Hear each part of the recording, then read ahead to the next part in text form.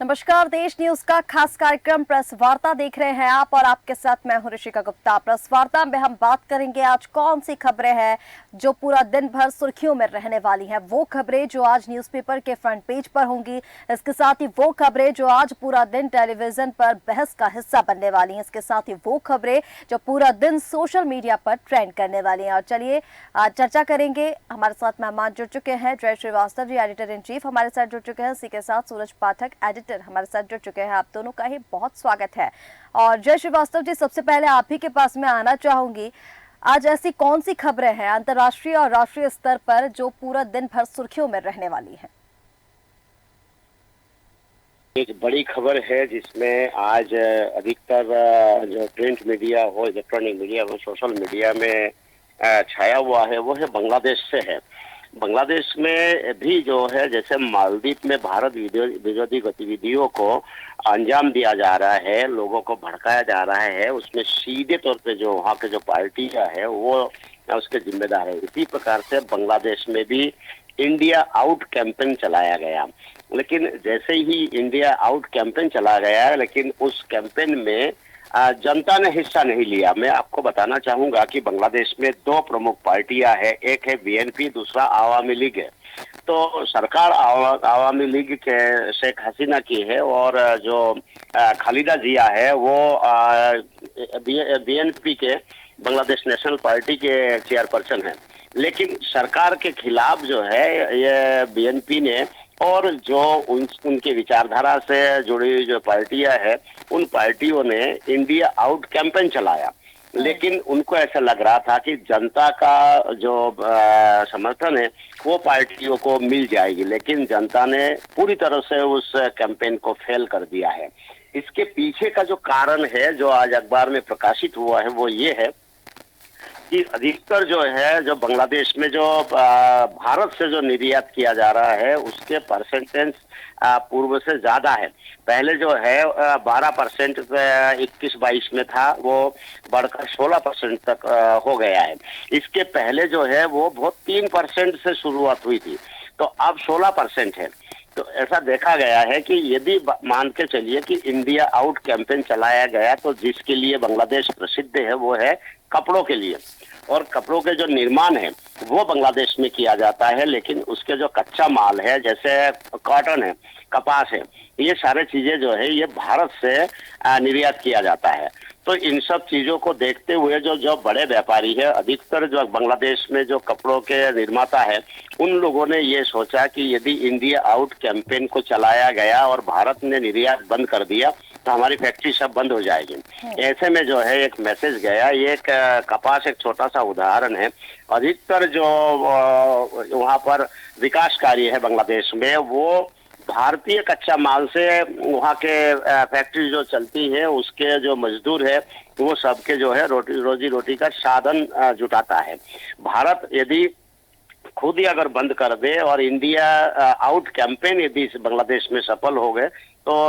उन सारे फैक्ट्री को जो है ताला लगाना पड़ेगा। यही देखते हुए पूरे बांग्लादेश में आम जनता ने उसका समर्थन नहीं किया, व्यापारियों ने समर्थन नहीं किया। जब बंद का आह्वान किया गया तो भी सफल नहीं हो पाया और जो कैंपेन है उसके हवा निकल गई। तो मैं ये बताना चाहूंगा जो इस खबर पर कि बांग्लादेश से जो है मालदीव को सबक सीखना चाहिए कि मालदीव में भी जिस प्रकार से भारत विरोधी गतिविधियों को अंजाम दिया जा रहा है वो केवल चीन के कहने पर दिया जा रहा है। और चीन ने यदि जैसे श्रीलंका के ऊपर उन्होंने जो है अपना बिल्कुल कब्जा जमाने के और अग्रसर था, वैसी प्रकार से मालदीव पर भी जो है उनके नजर है। और यदि मालदीव में थोड़ी बहुत भी जो है चीन के इशारों पे काम करना शुरू किया तो निश्चित रूप से आगे जाके मालदीव को भारी नुकसान है। लेकिन बांग्लादेश इस चीज को समझ रहा है। बांग्लादेश ने जो कैंपेन है, इस कैंपेन के पीछे भी लोगों का कहना पड़ा कि इसमें बहुत बड़े फंडिंग जो है वो चीन का है और चीन ने ये भड़काने का काम किया है। लेकिन बांग्लादेश को समझ में आ गया है चीन हमारा हितैषी नहीं है, भारत हमारा हितैषी है। इसी के चलते उन्होंने इस कैंपेन को बिल्कुल पूरी तरह से जो है जनता ने ही हवा निकाल दिया और बांग्लादेश की जो सरकार है उसको बहुत गंभीरता से लिया है। और बांग्लादेश की सरकार ने, वहाँ के प्राइम मिनिस्टर ने बार बार ये कहा कि आप सोच लो, अगर आपने भारत विरोधी कैंपेन चलाया और भारत इंडिया आउट का नारा दिया और इंडिया यदि आउट हो गए तो तुम्हारी रोजी रोटी कहाँ से आएगी। पाकिस्तान को देख लो, उन्होंने पाकिस्तान का उदाहरण दिया, देते हुए उन्होंने कहा कि आज जो है, जो अनाज, जो सब्जी वगैरह जो पाकिस्तान को सप्लाई किया जाता था भारत से, वो पूरी पूरी तरह से बैन लगा दिया। और बैन लगाते से ही जो है उसके 10-10 गुना ज्यादा वहां पर रेट हो गया है। तो यही कारण है, यदि बांग्लादेश में यदि इंडिया के सामग्री यदि बेचना बंद हो जाए या भेजना बंद हो जाए तो बांग्लादेश जो है वो कंगाली की ओर चला जाएगा। तो इसी कारण से आम जनता को सीधे तौर पे समझ में आ गया है कि जो बांग्लादेश की सरकार जो बोल रही है उसी में सच्चाई है, क्योंकि उनको दिखता है रोज भारत का जो है सामग्री वहां बाजार में दिखाई देता है। उनको लगता है कि भारत ने यदि बैन लगा दिया या हमने इस कैंपेन का समर्थन किया और इंडिया आउट सफल हो गया कैंपेन, तो निश्चित रूप से ये आम जनता को उस पर भारी पड़ने वाला है। इसी कारण से सरकार ने साथ देने के कारण जनता भी सरकार का साथ दिया है। तो ये जो है एक बड़ी खबर थी, एक सफलता थी ये भारत की कूटनीति पर कि कोई भी कैंपेन यदि विदेशी जो शत्रु देश है या मित्र देश है वहां यदि भारत विरोधी गतिविधियों को अंजाम दिया जाता है तो जनता उनके खिलाफ खड़ी हो जाती है। मतलब भारत को या वहां की सरकार को बोलने की जरूरत नहीं है, स्वयं वहां की जनता खड़ी हो जाती है, भैया भारत के पक्ष में बोलो, विपक्ष में मत बोलो। ये एक बड़ी सफलता भारत के हाथ लगा है। इससे अंतर्राष्ट्रीय स्तर पे भारत के लिए एक अच्छी खबर जाएगी और अंतर्राष्ट्रीय स्तर पे भारत की छवि सुधरेगा। दूसरा, मैं एक भारत के खबर ही बताना चाहूंगा, जिस प्रकार से जो है अभी कैंपेन चल रहा है। इस कैंपेन में सैम पित्रोदा जो है, इसकी जब एंट्री हुई है उससे खलबली मच गया है, क्योंकि ये सैम पित्रोदा वही है। ऐसा कहा जाता है कि जब राजीव गांधी प्रधानमंत्री बने थे उस समय इनका बहुत बड़ा रोल था। तो सैम पित्रोदा को राजीव गांधी के गुरु के रूप में, राजीव गांधी के सलाहकार के रूप में माना जाता है। ऐसे स्थिति में ये भी कई बार कांग्रेसियों ने गिनाया है कि जो कंप्यूटर हमारे भारत में आया है वो सैम पित्रोदा के कारण से, राजीव गांधी के माध्यम से इस देश में कंप्यूटर का प्रवेश हुआ है। जो आज तरक्की आप देख रहे हो देश में, उस तरक्की के पीछे कंप्यूटर का हाथ है और वो कंप्यूटर के पीछे सैम पित्रोदा का हाथ है। लेकिन जिस प्रकार से उन्होंने एक बयान दिया है कि जो उत्तराधिकारी टैक्स है उस पर भी चर्चा होना चाहिए भारत में, और जैसे ये खबर जो है ये सैम पित्रोदा के द्वारा प्रकाशित या प्रसारित कराया गया है, वैसे ही भारत में जो है उछाल आ गया है सैम पित्रोदा को लेके। उनके बयान के खिलाफ भारतीय जनता पार्टी हर मंच पे जाके ये बोल रही है कि यदि उत्तराधिकारी टैक्स लागू किया गया, अगर कांग्रेस की सरकार आ गई तो वो लागू कर देगा, उससे नुकसान क्या क्या है। तो यही आम जनता को समझ में आ रहा है कि उत्तराधिकारी टैक्स जो है जैसे देंगे तो वैसे ही जो है ये बहुत भारी पड़ने वाला है भारत के रहवासियों को, क्योंकि वो भारत वर्तमान सरकार ये भी गिना रही है कि जो पित्रोदा बोल रहे हैं ये सही है। हो सकता है कि जो उसमें जब सीलिंग का कानून आया था, वो सीलिंग का कानून भी जो है सैम पित्रोदा का ही देन हो, क्योंकि उस समय पित्रोदा के जो है बात कांग्रेस बड़े गंभीरता से मानती थी। यही कारण है कि सैम पित्रोदा का ही हो सकता है कि जो सीलिंग कानून लाके कांग्रेस ने जिस प्रकार राजा रजवाड़े को खत्म कर दिया है और आज उनकी स्थिति खराब है और आज भी सीलिंग के हजारों केस जो है कोर्ट में पेंडिंग है। मतलब भारत एक तरह से जो है उसमें बहुत, चाहे वो न्यायपालिका हो, चाहे सरकार का हो, चाहे आम जनता का हो, इसके बहुत बड़ा जो है समय उसमें खराब हुआ है। और समय खराब होने के साथ साथ जो है इन्होंने जो कानून सीलिंग का लाए थे उससे भारत के लिए जो है एक बहुत खराब संदेश गया था कि आम जनता की संपत्ति जो है सरकार हासिल कर रही है। सरकार के पास अर्थव्यवस्था अगर नहीं है तो उसमें कोई ठोस प्लान होना चाहिए, आम जनता से लूटना नहीं चाहिए। बिल्कुल जय वही श्रीवास्तव जी, सेम चीज आपने है। ठीक कहा कि सेम जिस तरह से बांग्लादेश की आपने खबर बताई कि कहीं ना कहीं भारत की कूटनीति की जो तारीफ है वो तो होगी ही, इसके साथ ही जो सैम पित्रोदा का बयान है उसने सियासी हलचल काफी तेज कर दी है, जिसको लेकर लगातार सुर्खियों में ये जो सैम पित्रोदा का बयान है वो बना हुआ है। हमारे साथ सूरज पाठक जी भी जुड़े हुए हैं। एडिटर सूरज जी, मैं आपके पास आना चाहूंगी और राष्ट्रीय स्तर की वो खबरें आपसे जानना चाहेंगे जो आज पूरे दिन भर सुर्खियों में बनी रहने वाली है। सूरज जी। देखिए ऋषिका, जिस तरह से बात सैम पित्रोदा के बयान की हमारे एडिटर इन चीफ जय श्रीवास्तव जी ने की है, जी। उसी बात को आगे बढ़ाते हुए मैं अपनी बात शुरू करूंगा कि सैम पित्रोदा के बयान के बाद जो विरासत कानून की उन्होंने बात कही है, इनहेरिटेंस टैक्स की जो बात कही, उसको लेकर के भारतीय जनता पार्टी लगातार आक्रामक है। और उनके उस बयान को भारतीय जनता पार्टी और खासतौर से प्रधानमंत्री नरेंद्र मोदी कांग्रेस के घोषणा पत्र में उल्लेखित प्रॉपर्टी सर्वे से जोड़ रहे हैं। और वो अपने हर भाषण में, कल सागर में उनकी सभा थी, हरदा में उनकी सभा थी, तो वहां से भी उन्होंने इसी बात का जिक्र किया है कि कांग्रेस अपने घोषणा पत्र में जो प्रॉपर्टी सर्वे का उल्लेख कर रही है, उसके माध्यम से आम जनता की गाढ़ी कमाई को सरकार अपने कब्जे में कर लेगी यदि कांग्रेस की सरकार आ गई तो। उसी को लेकर उन्होंने विरासत के कानून को लेकर भी जो बात कहा है कि कांग्रेस आपको लूटना चाहती है, जब तक आप जिंदा हैं तब तक तो आपको टैक्स देना है, लेकिन मरने के बाद भी आपको विरासत टैक्स में देना पड़ेगा यदि कांग्रेस की सरकार आई। तो उन्होंने इस बात का उल्लेख किया है कि कांग्रेस की लूट आपकी जिंदगी के साथ भी चलेगी और जिंदगी के बाद भी चलेगी। दूसरी तरफ उल्लेख करना चाहूंगा कि कल प्रधानमंत्री नरेंद्र मोदी का भोपाल में रोड शो था। उस रोड शो को लेकर भी बहुत सारी चर्चाएं रही हैं और उसमें जिस तरह से देखा गया कि लोगों का प्रधानमंत्री नरेंद्र मोदी की एक झलक देखने के लिए भोपाल को समय के लिए थम गया था। दूसरी बात करना चाहूंगा मैं कि इसी विरासत कानून को लेकर के कल, हालांकि वो बात उससे रिलेटेड नहीं थी, लेकिन जो कि जोड़ा जा रहा है, सुप्रीम कोर्ट की 9 जजों की जो बेंच है उसने सुनवाई की है और ये सुनवाई 22 साल के बाद शुरू हुई है। और इसमें सुनवाई शुरू हुई है अनुच्छेद 39B के तहत, क्योंकि यहाँ इसमें एक चीज ये जरूर हो जाती है कि प्रॉपर्टी को लेकर के ये बात आती है, संपत्ति को लेकर बात आती है कि इसमें यदि सरकार किसी व्यक्ति की निजी संपत्ति पर अपना अधिकार कैसे कर सकती है, नहीं कर सकती है, क्योंकि यदि वो ट्रस्ट नहीं है, यदि कोर्ट ने जो कल कहा है इस मामले को लेकर के कि यदि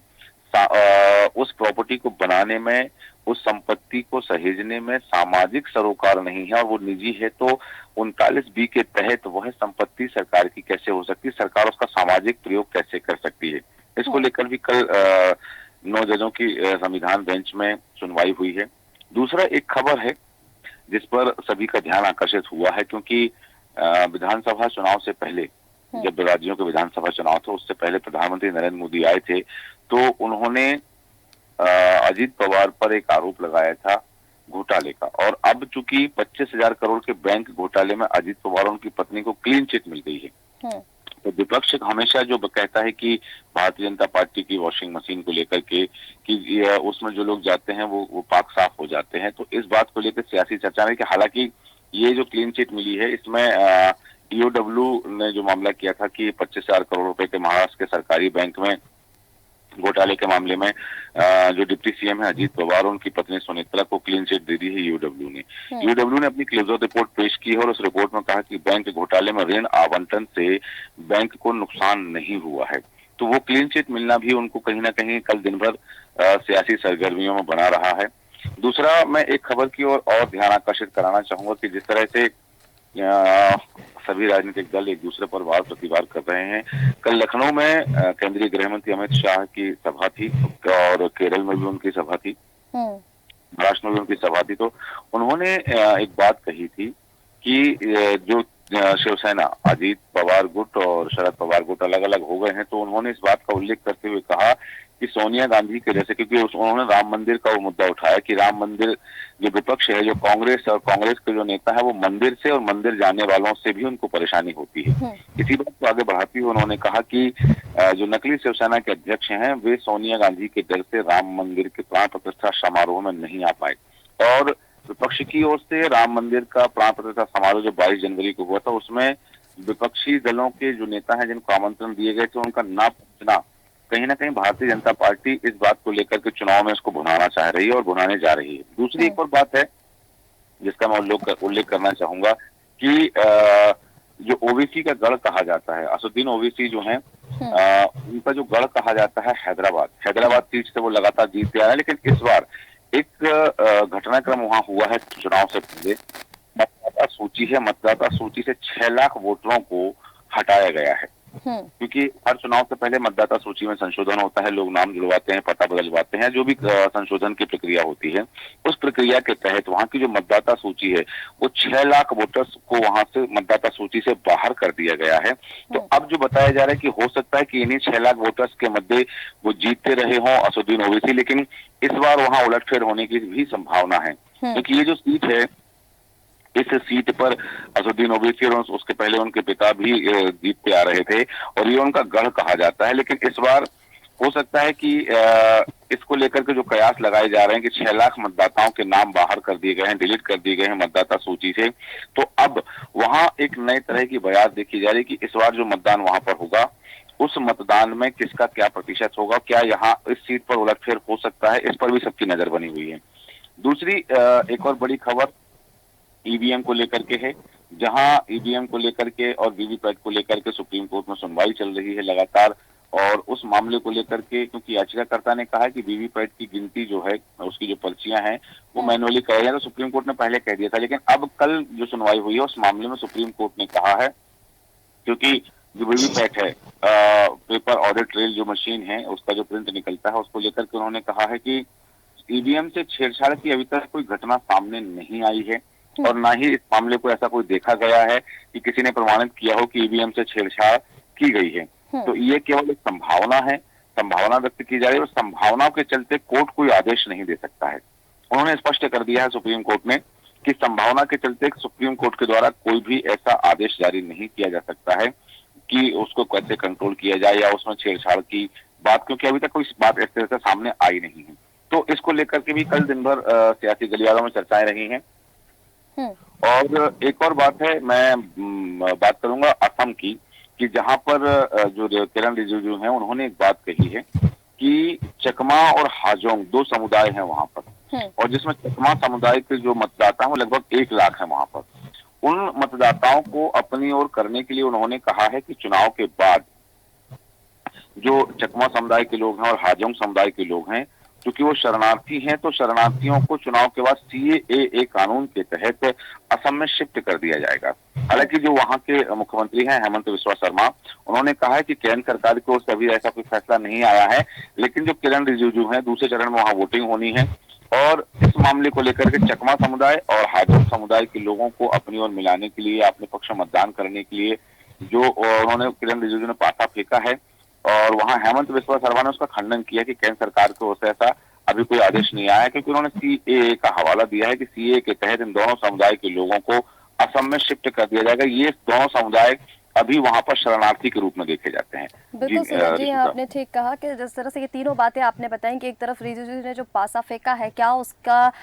जो प्रॉफिट है वो उनको होगा। दूसरा, आपने वीवीपैट को लेकर जो कहा, हालांकि सुप्रीम कोर्ट ने इस पर कहा है कि इलेक्शन कमीशन का जो डाटा आएगा उस पर आपको भरोसा करना पड़ेगा। तीसरा, जिस तरह से आपने बताया सैम पित्रोदा को लेकर, तो कल भी इस पर चर्चा हुई और आज भी पूरा दिन इस पर चर्चा होने वाली है, क्योंकि चुनावी गलियारों में, क्योंकि सैम पित्रोदा का जो बयान है वो तेजी से फैल रहा है और इसको लेकर सियासत जो है वो लगातार गर्माती नजर आ रही है। आनंद श्रीवास्तव जी हमारे साथ जुड़े हुए हैं, रेजिडेंट एडिटर यूपी से। आनंद जी, आपके पास मैं आना चाहूंगी। उत्तर प्रदेश की अगर हम बात करें तो उत्तर प्रदेश में कल दूसरे चरण के मतदान फिर से होने हैं और इसको लेकर क्या कुछ लगता है आपको उत्तर प्रदेश की सियासत में देखने को मिल रहा है? कन्नौज में भी आज नामांकन का दिन है, अखिलेश यादव जो है आज वहां से नामांकन पर्चा जो है वो भरने वाले हैं। इसके साथ ही पहले चरण के मतदान के बाद से दूसरे चरण के मतदान जो होने वाले हैं, क्या लगता है आपको मत प्रतिशत को लेकर उत्तर प्रदेश में क्या कुछ देखने को मिलेगा इस बार? शारिका जी, जैसे कि देखा जा रहा है, अब अखिलेश यादव आज नामांकन करने जा रहे हैं और उसको लेकर में जो है उनके ऊपर पाठक ने भी कल एक वीडियो दायर किया था, उसमें कहा है कि अखिलेश यादव को अगर जो है अगर जो है अखिलेश यादव हेलो। आनंद जी पहुंच रही है आपकी आवाज, बोलिए। तो सुब्रत पाठक का एक वीडियो तो कहा कि जमीन के लिए तो जरूरत से मैं अपने प्रांतों में मैदान में आए तो मैं जमीन में तो कहिएगा। और इसको लेकर के वहां से एमएलए है जो समाज कल्याण मंत्री है, उन्होंने भी इस चीज को कहा है कि ये चाहे अखिलेश यादव ने तेज प्रताप को उतारा है, वो जमीन कैंडिडेट है, जमीन कैंडिडेट को कोई नहीं जानता है। और अगर वैसे और अखिलेश यादव ने जमीन कैंडिडेट न करके खुद यहाँ से आप जमानत जब्त करवाते हैं दिखाई तो कहिएगा। और दूसरा जो है कि बात द्वारा जानकारी निकल के आ रही है कि राहुल गांधी अमेठी से एक आगे को नामांकन कर सकते हैं। और प्रियंका गांधी भी जो है अमेठी से एक मई को करने की संभावना है। बिल्कुल आनंद जी, ठीक कहा आपने कि जिस तरह से आज उत्तर प्रदेश के कन्नौज में नामांकन का दिन है, तो वही दूसरी तरफ हम देखें राहुल गांधी को लेकर भी ये खबरें आ रही हैं कि वो अमेठी से आज नामांकन कर सकते हैं। आप सभी मेहमानों का हमारे साथ जुड़ने के लिए बहुत शुक्रिया। तो ये वो खबरें थी अंतर्राष्ट्रीय और राष्ट्रीय स्तर की जो आपके काम की हैं, और वो खबरें थी जो आज पूरा दिन भर सुर्खियों में बनी रहने वाली हैं। फिलहाल हमारे इस खास कार्यक्रम प्रेस वार्ता में इतना ही। आप बने रहें देश न्यूज के साथ। नमस्कार।